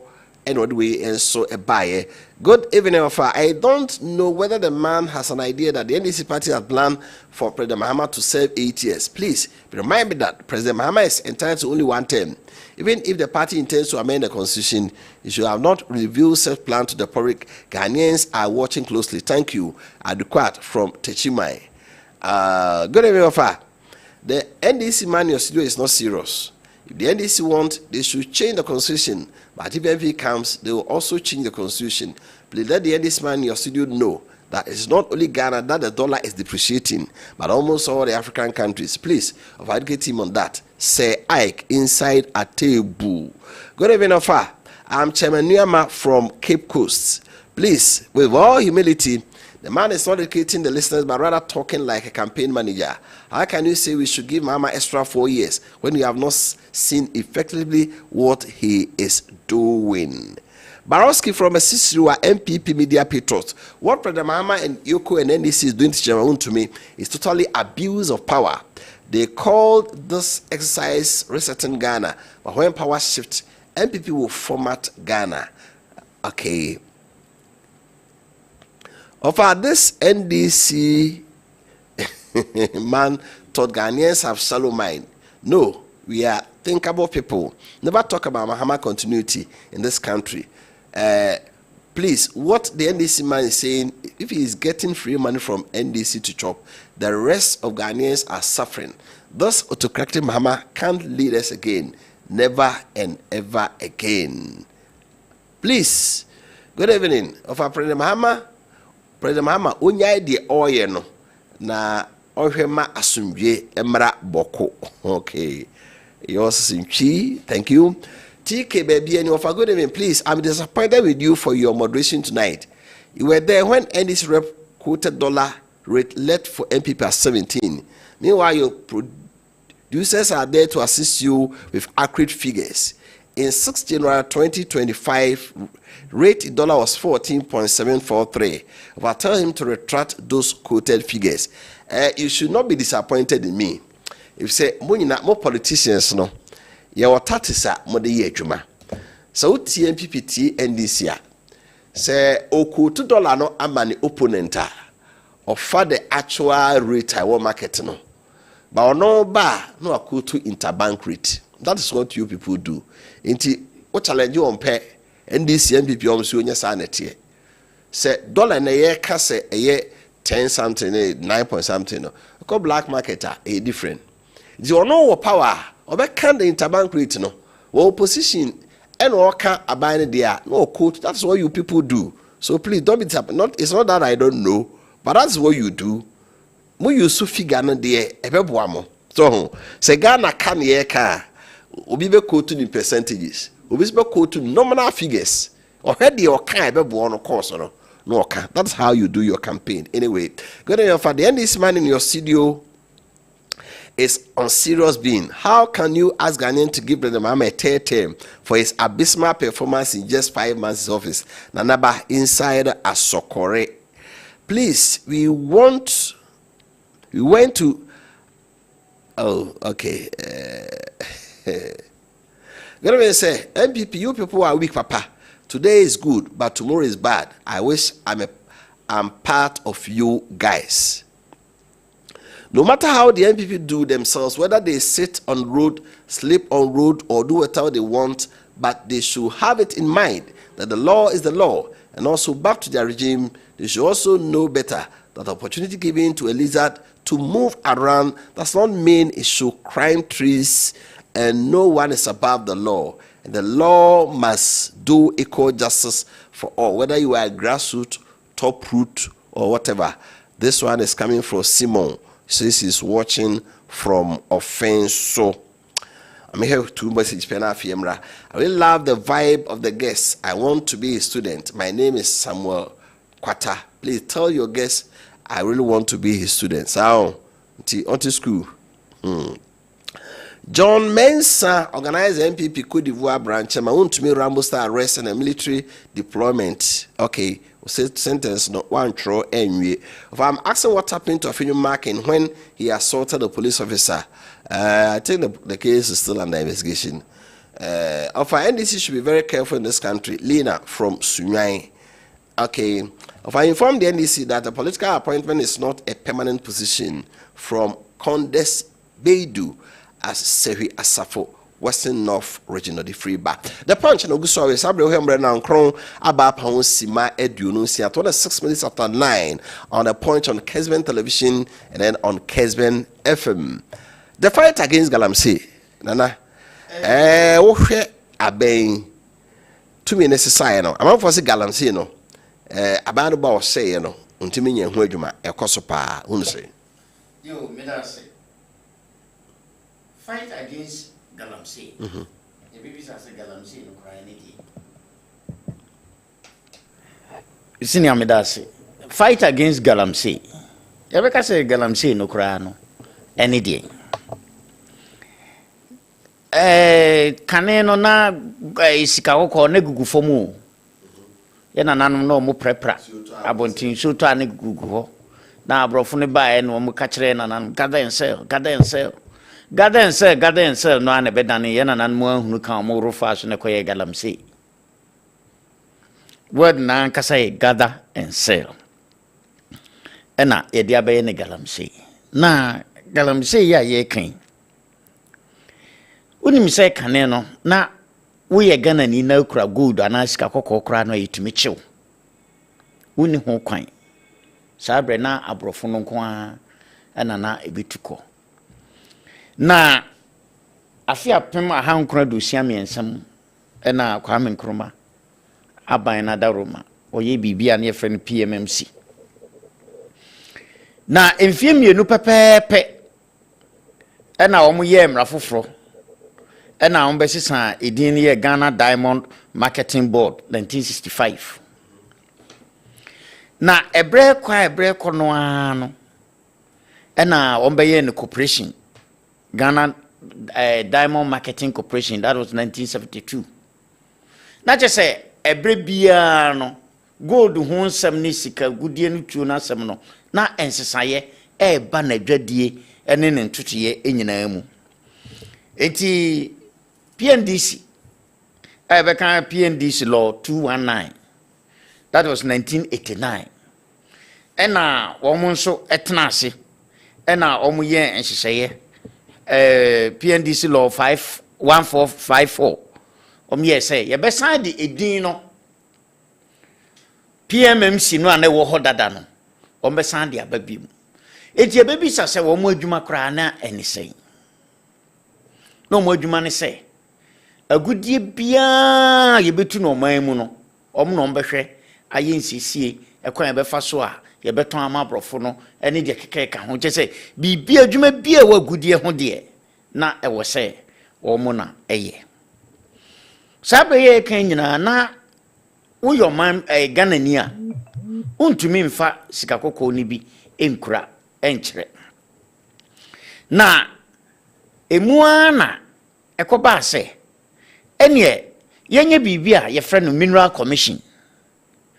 Na mineral commission no se obi pese wo ye agudie ho adwuma so kotu bia na se wo ye Ghana ni no pese wo ye bia wo mo no behwe se wo de emra ne nhyehyeye ebeba be guna kwam se de be ya ebetumi abɔ ho ban ama Ghanafo enyina atumi aye bia ebeso wo bia ni eno nti ye de ehon krata asem ene ho dwumadie nsem nyina ekɔhye mineral commission for nsa nti ye wo sansa na obegye no ye free bibi reconnaissance license kire se wakohunu asase no ana wakohunu baabi asase abro 21 acre konanim na opese okoye agudie ho adwuma wa na so kotufu magudie no okwaji tumi krata bi a friend recognize say wakohunu asase no enti mumma me krata me de bekọ akoye so adwuma akohwehwehwe so nyina ahunu se ade no betumi aye adwuma wo ho na sa krata no ye de mawa eye bosumi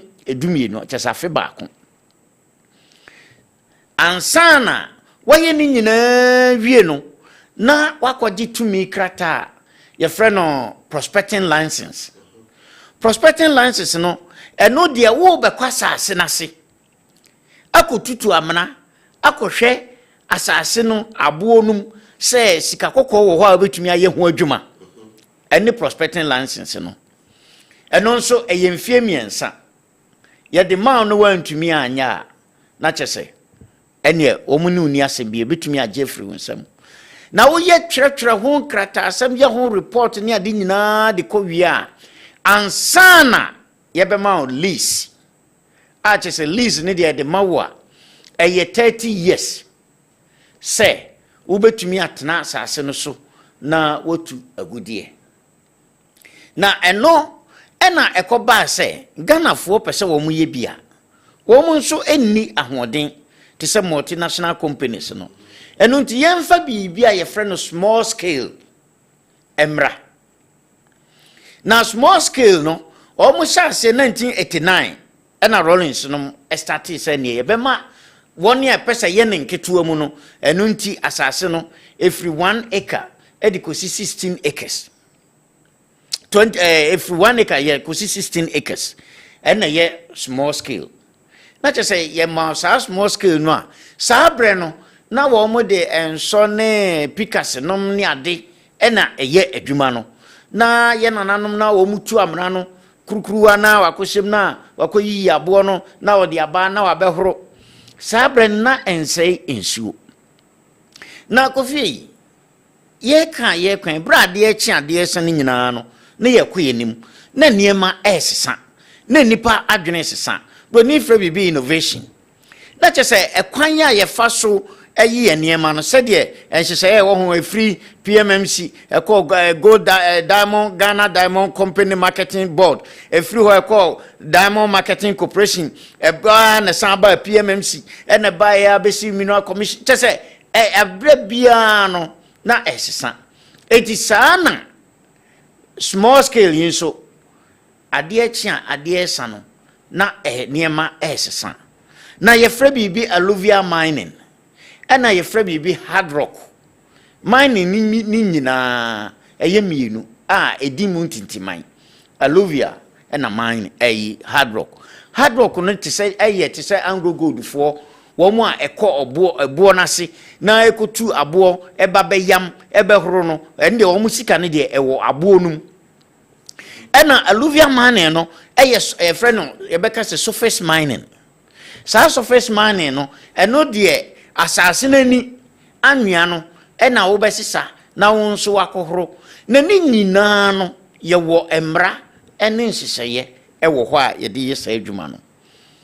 na ebra sa surface mining na say small scale mining ne baaye no na small scale no ebinum wo ho a eye hard rock though a small scale but a hard rock on bekwa asase na se ene ko ba say ye hunu say ensunuansunia na say ba bia benso ho na say valleys mu no say sika ni bi nso ewo ho a ye betumi aye ho adwuma na Kofi ama obi 16 acres 24 acres na wo say onfa aso ene sekan ene enya na che say okotena asase no so a emfie bebre sika kora wunya bida if you say na obetumi aye adwuma no a obenya gold 1 ounce ene ye over $3,000 adwuma say na obeya obenya saade no eno nti na ahoho ehya ase se omo ba mu no ena omu hunu se no ade no say ye de afidie kura nso tu a ebeye yi enti initial stage ne de na or they say machines nketo a yetumi di tutu asase so earth moving equipment eye nketwa ena na wo mode ye ena fe ekoba say sasase no saade a na ye excavators mram na eno no koba mu no ena koba say mineral commission ye nhye bi say ena ye beti bibi a friend support service group support service companies na omonso aboa small scale miners any large scale miners eti ye can support service companies no wo mining sector no a minua eye wo mu a akoje asase se wa yamana asase na enso oni sika wo de be yadwuma no enu nti no onko fa support service company na omonko yadwuma no ma no emra kwan so no enu nso emra kwan so a obetumi afa no aye sa adwuma no a problem bi ema na minua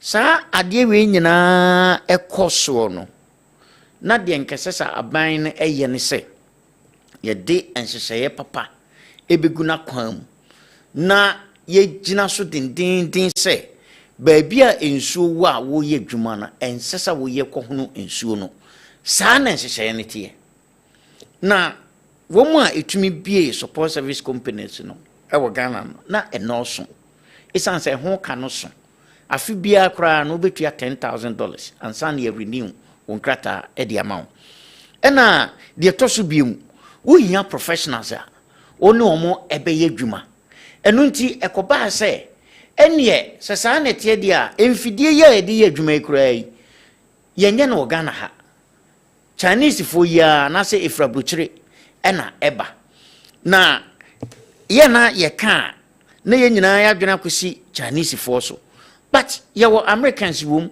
ye were Indians wom ye were Lebanese for wom ye were other countries ni bebree enso wom a wom nyina eye sa adwuma ne bi na de enhyehyɛ ya na nka sese aban no eye ne se wo mu di emfidie ne bani nyina no na nka wo se wo mo register as support service group and support service companies sese mining sector na mo ba dia sa small scale no ye jai ediama Ghana for nko a wo hwɛ mbra no a o se small scale licenses permitted only for only Ghanaians enti ekoba se emfidie eba mu na Ghana for nso ni sika wo de beto fidie no na kyese de wo se wo ya ne se ene Chinese ni anase broni no wo fidie no me nko je na fidie na me fa nko ye adwuma wo wura mu ho na me metua ne ka ene wo start se wo mo han fidie no na senior obi a waje na fidie e de akọ wura mu afidie ese ya wontumi nye de to so biu enya fidie nso ese ya obetumi aso ade aba fie se wo beye enne ma e di Chinese for no ekọ wura mu ho initial stage no nanka wo monko visa emra no makwan sa nanso akọje na fidie se o de ye adwuma afidie se ya wo wunim ye enya fidie nso a yesi asai na metem asika so na mde abakurumu abaye eno na de wo mko wura wura mu ho na mpanisi wani samu a good omko wura wura mu ho no ene wo mu hunu se na se ade no kra no emu ode esan se obi o kro okoji afidie de koye adwuma kra no de ko hyewa koye adwuma na ansa no abeka cho se afidie na sei eti wo mu nso ko wura mu ho no ene wo mko hunu se se ne wo mu abetumi ai because afidie kra de mamu a muntumi nye ena Ghana fo no ehya Ghana fo na nkasa o ene hya se ene ye nemu ebeye adwuma enti de ono wo na sase no mintumi nya ho emmo ho ka me de bema wa afidie no na wo wa ye adwuma no na me nso me fa ewo mu no wo de amame na esan se afidie ne de ye nti no ya na wo se asase no wo ye danya gise wo sei no na da bia me ka se obia ni wa mining site a wa ye happy da especially by bia ye alluvial mining surface mining no obia ni wa ye happy da. Let us look at it from this angle. Abai no share was so ba obutu sania prenase who say abai ni bon money minia untumi ma na prekope sa me se me ba metu ho senti no wo ba ye no apum obi enya mining ye nya ne sa mining adwuma so ka se obi enya sisi ya no obi enya na fidie mfiri ho a amna no ye tutugo no ha ne bekata so good edi enti ne ye nkata so edi enti na ye tu amna ne wi a ne ye gya ho hwe me kasa no ye kan bibia ne ye frɛ no prospecting no okoye adibia wo de ko hwehwe asase num ahunu se agudie wo ho wutu abeboka anasa wo moka no atwere ho krata de akoma mineral commission san ya ma license but problem we want a small scale ne de ye nye prospecting license de yan so obekwa ko hu asase no na wa hyase ne atwa ama ne ama ho krata se bi wo ho se bi ni ho na ko je fidie na de akosi wo tu eno ne ma support service companies ebam because support service company bi ni ho a obetam ne fidie akosi asase bi so ebreko a onye enkoto asase ne hwe de se ekobo test no onko bo test nhwe hunu se eho ya na se honye ansa na wono kura ye agreement no support service company bi ni obeyesa because wu tu amna no eho ka no eye ketwa chance wo kataso what you say enunti ansa na support service company be gia tum se Kofi Appiah concession no me na me yeso adwuma ye be ko mineral commission akosen sankrata ama mineral commission ayi sa responsibility no every wo so de aba me so no gisa me so mako yeso asase ne so adwuma ahunu se eho meboka anase me moka na Ghana fo no enam se enye prospecting ntina no so e ka wo ho because ukoye prospecting obi ko kura okotu amna kakra bi ewo anasa odi afidie bi ko fam akotu amna no obeji uska e wo se otuaka Ghana ni no on person obeye enti obi okra otu amna ne ba akopɛ ne wo botes no hu sɛ ɛhɔ ne yɛ pɛs ei ma wie no akɔ fidie no de abisi wo otu amna no wie ye no waboka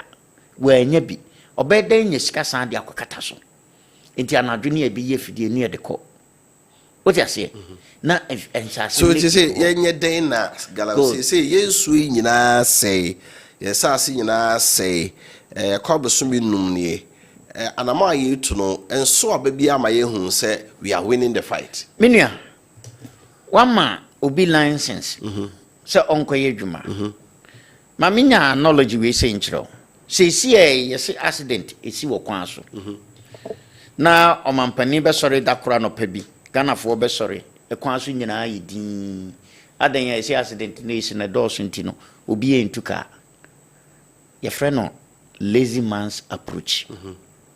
You don't want to work. It is about proper management, proper measures to put in place and they say to stop the accident. This is one of the analogy. Enti untumi nsɔre prekope enka sɛ obi a wama no tumi krata watua ho kama wo sɛ onye dwuma no untumi nsɔre prekope enka nkyɛn sɛ onya na dwuma a wɔyɛ no ne mo de obɛyɛ ne sɛ wɔn a enni krata no ano de enam sɛ onni krata wɔ de yɛ dwuma nti no na kyɛ sɛ korɔ no no wɔbɔ eno ye criminal activity e wo se wotumi jai preko na ba den enu ohun se we wo krata na we ni krata so bia ama na krata bia ni bia na concession mo enu nti de aban betumi aya ne se mema mo mre obia nkata na saase so ba bia watu aduru bia no jai na sase kata so ya mamu na wotwe miensa ya mamu na wotwe mienu ya mamu busome momfa nsiesie mo achi na obie nyai adwuma ne ye so na adwuma no mu gyae no wo gyae ama ya hwɛ sɛ wo aha na wo ye adwuma ɛyɛ ntobo ase wo aha na wo ye adwuma fa ho krata abra mini krata wakata sase no so awi oyi moyi na fidie no na mu de afiri hɔ until sɛ mo amobɛ ma mo ho mrɛ bɛ sɛ bosome mienu bosome miensa na sɛ bosome nsia kora na mo de ayɛ sɛ adwuma no aban bie ni ho a obesori a obeba prekope no ano se o media matu galamsey na se it can never work. It is neither here or there. Na Ghana for yem pen nokre ne ama bibia koye amanyosem ntin me time wa MPP ba ya no mo ye obi enya ye betu ase bi I never agree with them. Ne sa na ye no man ye adwuma no untumi nsori anopa nka nkire nipa nse even say inspectors kra ko na there's a problem wa de omo ye ne se bosomi biemu anase na otwe biemu a ye beba no ye mra no no rectify problem no wo ho no se amna no wotu ne nsu akota mu a ye beka kire se na otwe mienu e beba no no draw nsu ni nyina afri amna no mu anase amna no kra no wakata so se omo ba biemu na won kata so etumi ma stop adwuma bi a 3 days se fa yes ansisi no wi ansana watu aso sana adwuma na etie na say no enam say the politics e wuramu no me NDC ni me MPP ni maban na aba that's what they do maban na aba enti impunity the answer say nipa ne ye kora no na oye na yehwe no esanse na ban na aba eno ni ade a ehadwen eti na say mampani ba o say e was a state of emergency kora obeye no people are calling for it now. I said okay just will be on onya license here ye ne sa emwa because we boka Calibi Shop conference abeka mi say ke be targeting some areas bi rank ye nye no hosa say be kwade no say the economy is very very terrible ehu very terrible hwe mining adwuma no obia obeye mining no se me ye maboka no na chese wa anya adwuma ni ye so si binum kwa yenye moka ko bia mana so ma nya bia ena me se na chese wanye adwuma ni ye because untumi nsori ana amfa fidie nkosi wuram se ahami kotu akoye ma brako a wonim de wo ho mine bia any proper miner say 1 acre of land in wo bie peter onim se omienwie no na okura bia 10 ounces and 3 ounces and 5 ounces of gold and indeed obebie bewie no nso no na wokura sa quantity no because wa test asase na hunu say eti ema asase ni nyina na nkyerɛ sɛ asase no baabia betumi atu na nkyerɛ sɛ baabia enam sɛ yɛde 24 acre na amount no 24 acres ni nyina gold wɔ so. No, that is not how it is. Eti wokɔ baabia wɔn yɛ proper mining say support service company na wo hɔ yɛ adwuma no wo sɛ yɛtu ha baabi wo hɔ wɔn atu amana wi akata so na mfuyɛ wa no saa wɔn agya ekotu baabi foforɔ yɛfrɛ bi concurrent mining. Concurrent mining no wo bia amana wi a samna mienu no obi a wabie first one no a wayɛ mu adwuma wie no obie second one no na ɔde kata first one no so etie no sɛ ɔnyɛ na adwuma nwie no na bia kamera ba mienu ana miensa o be siesie ne keke na odi black top soil no asan agu so ansa no akọ na Kofi said na make say bibia ye management say enhyehyɛ papa o de beto na kwam hwɛ say senka MPP buy ye no a omo ye say omo ye planting for food and job omo di bibi buy say one village one dam hwenka enka they should have take that opportunity. Say amna nkrofo tutu egu ho no a enso time no enka so mo so fish farming kra no mo de be ya enka obi tumi dia ye. Me I don't believe say na nkrofo say na yi sana di wom and small scale mining. Yemfa sa niema no kra engu carpet so. So what so ye ni ya? Eye raw water. Raw water no a wo de be ye wie no was so one cassa will create with dam. Best of me and son, I said 9. Yes, certified dams. Now, in sono, every machine no more. A could go first dam no. And no say, any mano, not a feeling in another see, not a tinico the other one. It did the other one, no, we use chemicals. Chemicals are we use edible, chlorine, and one chemical, a cajon.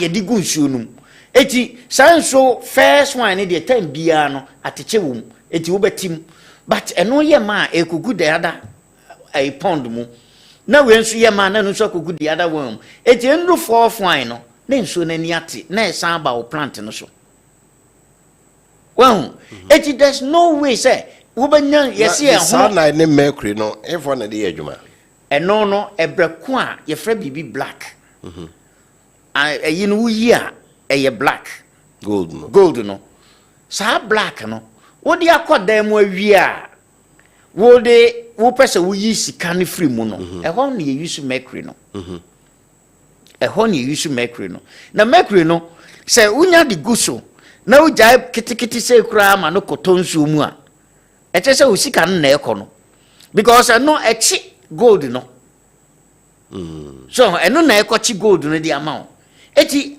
hardly say obi be jai say ne mercury no wode e wash sika no wode ohuru ni sika no obi jam na kogu nsu. I see. All about cyanide. Cyanide ni dey ayi for ni na use large scale for rock for no e na use sa chemicals no. Okay. What you say?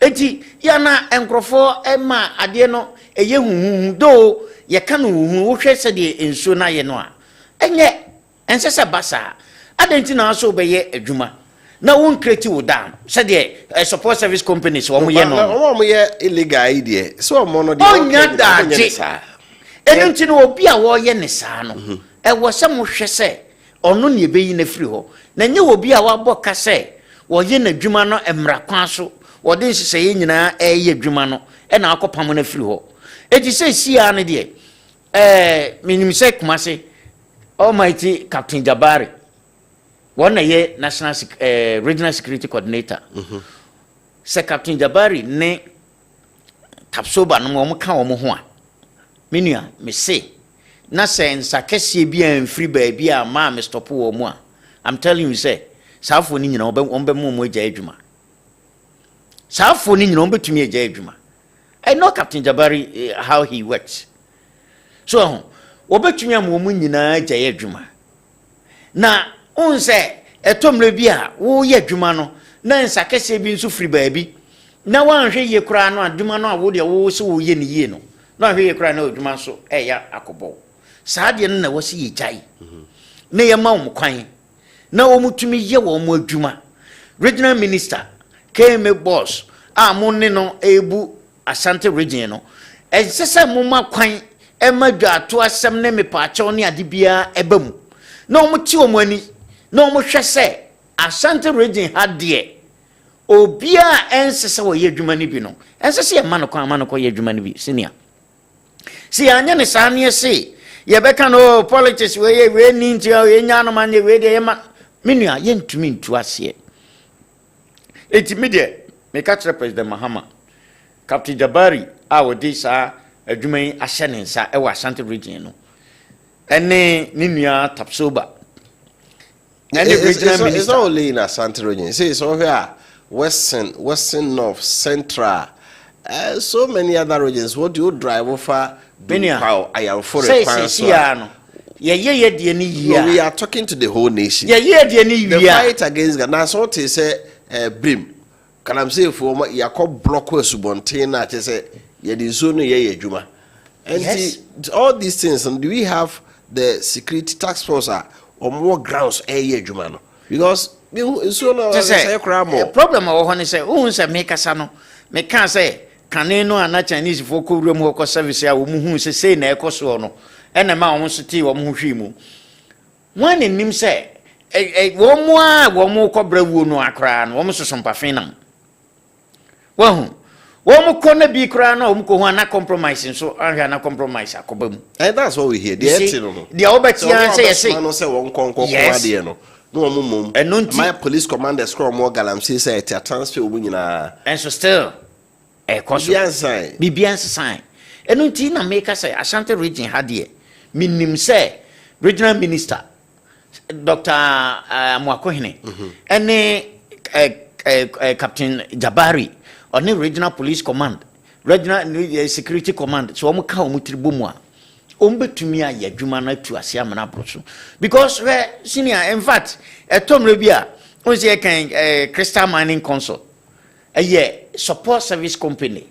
Eji won say etom rebi kura no a udru ba bia na wo ya fere say obeka say you are into mining na wo mining consultancy firm na say bibisa because wo can nipa no na dwunu mu do be answer o ye galamsey meanwhile that is not the issue wo mo kan nipa ni nyina afra eno kura nti say me se me nya dwuma no kura apaki fidie gufie me mpese obia be bo me din kura akobata bibia ho until say Emubejo, ya ebehunu say the sanity abamu no.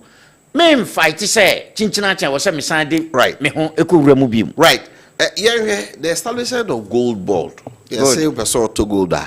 Just say a time let here pa person by the license. What do you have to say? About say aboa pa me say gold no. Immunum farmer for them. Senior. Gold institutions ya e buy free Kwame Nkrumah pencil from or they say Ghana Diamond, PMMC. Yes, I call Diamond Ghana Diamond. Yeah, Rollins buy or Sandy call PMMC and a buy Mineral Commission and a ban as say a big Mineral Commission podium on the only regulatory body. But gold no ankasa ho adwuma ye ne tone de ejina PMMC. Sa PMMC na enne yasan abesesa no aye abeye no gold board. Na the gold board ne ba ye no na say ya gold board ne ba akọ parliament ama parliament ahyem kana ya emra abeta ekiri adwuma no na PMMC ye no eno na omo so ye yo na emom se wo mo ahyem kana ya tintimra ya wo ye minor untumi mfa usika no emfa ba bia untumi mfa ba bia anansa wo ye gold dealer sa wo so batuto gold no bia wo koje license no a na PMMC for ma license license no amude ema no ene se won so benya ho akwanya won se maka che se ye chew se okura gold na uni license e kire se wo ye gold dealer ye betumi di watum me na na bi na di eja me a eno wo se wo ye ho adwuma e de na che se wo na bi di eja wo so eno nti na o ma license ma individuals etumi kokototo bi wa would you seek an ekoto but say there gold board ya by say wo mo ankasa wo hinya sika wo mo abema osika wo betumi de akototo enti obia wo PMMC license ne bibia no e betumi akọ na wakosesa license no na omo the time ato so na nkyerɛ sɛ obi bam bia mu a wontumi nye wo a wonya ebi da na wo nso wo interest wo mu sɛ wobɛsɛ wokɔgye saa license ne bi no wobɛtumi akɔna nso yama license a wobɛtumi de akɔtoto gold ne bi na emum sɛ the PMMC gold board for no ɛbɛhwɛ sɛ the source baabi a wodi sika no efiri ɛba no ɛhɔ ɛyɛ galamsey ase anaasɛ ɛyɛ legal mining entity hɔ ɛna ade ne free ba aha no na ɛbɛyɛ problem aha no nso no ɛbɛtumi aboa ama galamsey no koraa no aseetu because sɛ wokɔyɛ na obiara suro sɛ ɔbɛba abɛtɔ free hɔ a wobɛda nya sika ade akɔtɔ ɔyɛ koraa asan de akɔgu afidie no sɛ wokɔyɛ biem ɛna sɛ de ɔmo de nhyehyɛ agu kwan mu no ɛbɛduru bere bi no obiara bɛsuro sɛ ɔbɛtɔ sika no bi afiri galamsey fo no hɔ because wo de kwa ɛwɔ sɛ wo wɔ form a wobɛfele a wobɛkyerɛ baabi ade ne free ejuntum meka sɛ wakoto sika no wɔ ɔde sɛ anglo gold ana crystal mining consort na yɛbɛkɔ crystal mining consort hɔ na me nso me sɛ menim wo wotia sɛ ɛno nti no sɛ wonya case a ɛnya de a wobɛtumi asan akɔ back baabi a akɔtɔ no sɛ wo san akɔtɔ bi enti nipa no so wɔ ɛnyɛ sika mfiri mu a adwuma no obɛgyae na sɛ ogyae nso de a na kyerɛ sɛ wɔ kyerɛ sɛ wɔyɛ galamsey na adwuma no a wɔyɛ no emra kwan bi na so moreover ɛwɔ sɛ yɔm bɛ keep records enti sɛ wɔsɛ wɔyɛ a wodin wɔ hɔ wɔn bɛ keep records adwuma ɛno a woyɛ wonyaayɛ ɛno a deɛ ɛnansa na deɛ wonyaayɛ deɛ na wonyaayɛ deɛ yɛabɛtɔ free wo nsɛm no ne nyinaa records no wode sika no kɔ gold board hɔ a ɛka ho and me permit my church figures via. Oh, got figures no figure alam say for no ha. My church figure that be adwuma me ase. Now they are coming there when am dey call. See e beba behwe. Enya easy saa o. Dia omo ya me say e kwan we there. Say dey tie bia by the next 6 months time no. Obon say won te galamsey ho asem biem. Amanfo be gyae. Omo be gyae kire say na wo ya ade no wonya obi ma no nto yi. Ah omo nya obi ma no nto.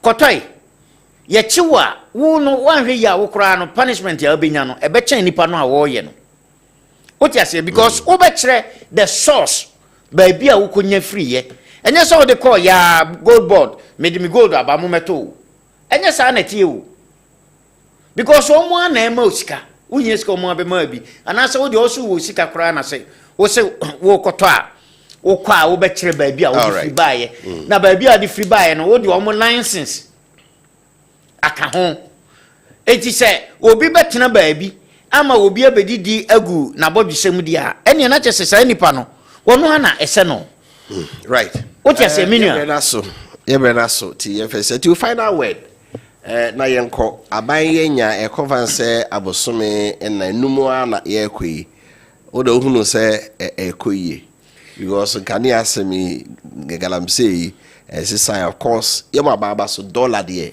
yami adoma yi o kan nyina abomu a unsa ba na ayade not cash you on paper e was say not cash you on paper e was say mikra $1 million na $1 million no kutua ho percentage about 10,000 say 100,000 e dia ma aban ansana wanya kwan yeduma no ebi kura no ananisi capital no iduru $1 million. Okay, de to so biom metam na so de wabie adwuma na ye adwuma wura yesi wo ye adwuma wura wo ye director na say wo ye CEO ne de e wo se chinchina cha wutua wo ho ka 15,000 na 15,000 no ne be weke ne de amount na wakotua eno ho tax e de ama ban we ye fake right ebi kura no na utika wakatua kura enu sa okay right what you say eti we nyina saban betumi ahwe no wa reset no biem ne yayi sa enye marketing we say afiri ho a me gidi yes 24-hour economy no betumi ayedwuma right when I say it was for brother aso say please my name is Francis Takwadompim please tell the NDC man that when they were in opposition they were accusing MPs and the one doing galamsey tell them to come to Takwa the MP here is allowing people to do galamsey in the forest Also the I'm for bread until ha and the dwumadie no esie honorable Nana Bibiba Boateng, a senior member of the NDC and a CEO of Crystal Mining Consort, or no ena no edi a wide range of issues. Yekoso Malamia and Boban Simeon Mai. Medeni Kofi Appiah DC and Yasor Nyami Admochna and in share matching Juvedino so. Yakra.